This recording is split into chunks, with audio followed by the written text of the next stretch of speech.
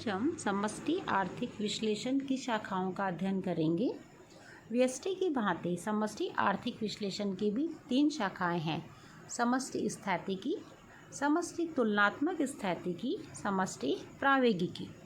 आज हम समष्टि आर्थिक स्थैतिकी का अध्ययन करेंगे।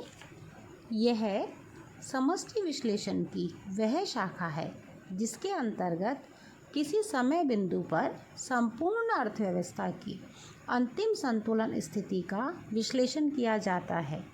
यह संतुलन स्थापना के कारणों एवं प्रक्रिया पर ध्यान न देकर केवल अंतिम संतुलन अवस्था का विश्लेषण करता है।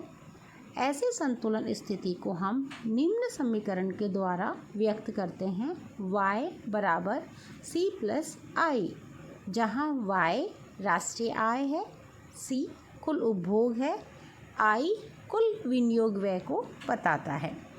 प्रोफेसर कीन्स कहते हैं कि समष्टि स्थैतिकी में राष्ट्रीय आय का निर्धारण वहाँ होता है जहाँ कुल पूर्ति फलन तथा कुल मांग फलन एक दूसरे को काटते हैं।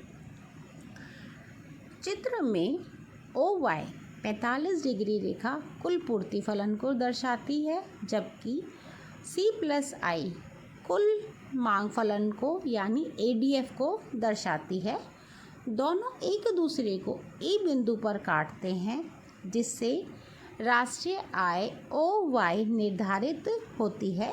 चित्र में आप देखिए 45 डिग्री की OY रेखा एग्रीगेट सप्लाई फंक्शन को बता रही है, जबकि C+I रेखा एग्रीगेट डिमांड फंक्शन को बताती है। दोनों एक दूसरे को E बिंदु पर काटते हैं, जिससे राष्ट्रीय आय OY निर्धारित होती है।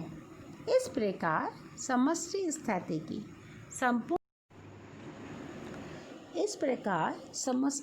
स्थैतिकी संपूर्ण अर्थव्यवस्था का किसी समय बिंदु पर अंतिम संतुलन अवस्था का विश्लेषण करती है।